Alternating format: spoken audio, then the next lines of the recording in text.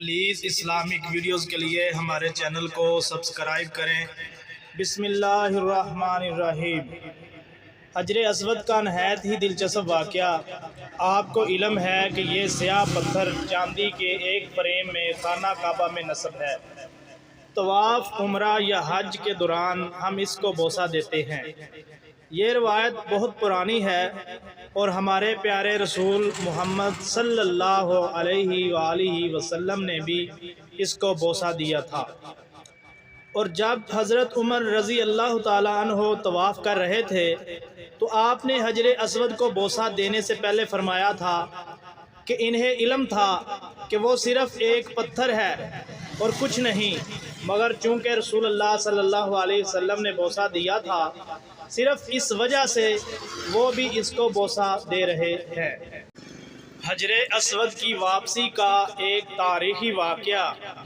ذی الحجہ 317 ہجری کو بحرین کے حاکم ابو طاہر سلیمان کرامتی نے مکہ معظمہ پر قبضہ کر لیا۔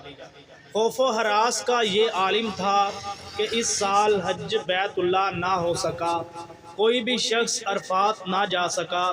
یہ اسلام میں پہلا ایسا موقع تھا کہ حج بیت اللہ موقوف ہو گیا۔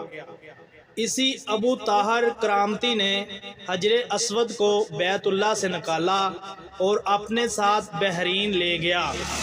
پھر بنو عباس کے خلیفہ مقتدر باللہ نے ابو طاہر کے ساتھ معاہدہ کرنے کا فیصلہ کیا اور 30,000 دینار دیے اور حجر اسود خانہ کعبہ کو واپس کیا گیا۔ یہ واپسی 339 ہجری کو ہوئی۔ گویا 22 سال تک خانہ کعبہ حجر اسود سے خالی رہا۔ جب فیصلہ ہوا کہ حجر اسود کو واپس کیا جائے گا تو اس سلسلے میں خلیفہ وقت نے ایک بڑے عالم محدث عبداللہ کو حجر اسود کی وصولی کے لیے ایک وفد کے ساتھ بحرین بھجوایا۔ یہ واقعہ علامہ سیوطی کی روایت سے اس طرح نقل کیا گیا ہے کہ جب شیخ عبداللہ بحرین پہنچے تو بحرین کے حاکم نے ایک تقریب کا اہتمام کیا جہاں حجر اسود کو ان کے حوالہ کیا جائے گا۔ اب انہوں نے ایک پتھر جو خوشبودار تھا خوبصورت غلاف سے نکالا کہ یہ حجر اسود ہے، اسے لے جائیں۔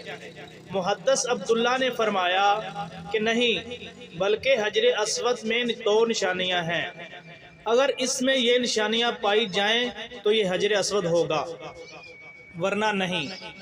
ایک تو یہ کہ یہ ڈوبتا نہیں ہے، دوسری یہ کہ آگ سے بھی گرم نہیں ہوتا۔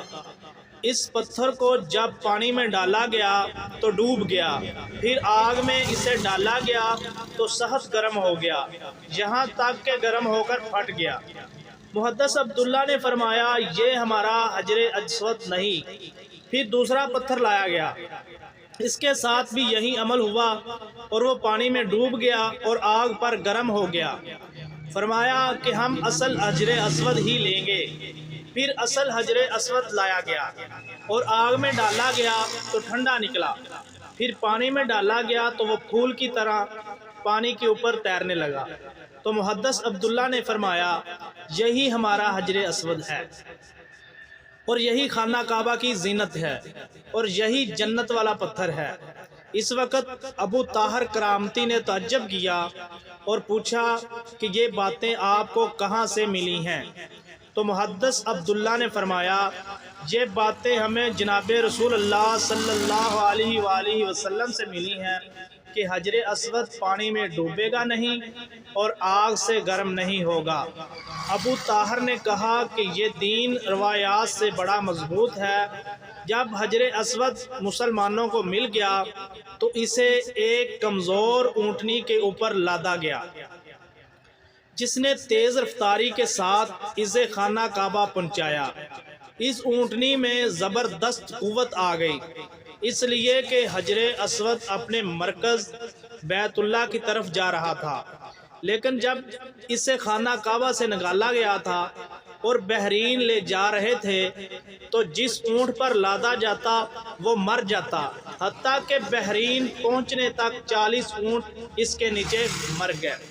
پلیز اگر ہماری یہ ویڈیو آپ کو اچھی لگے پلیز لائک کریں، شیئر کریں اور ہمارے چینل کو سبسکرائب کریں۔ جزاک اللہ خیر۔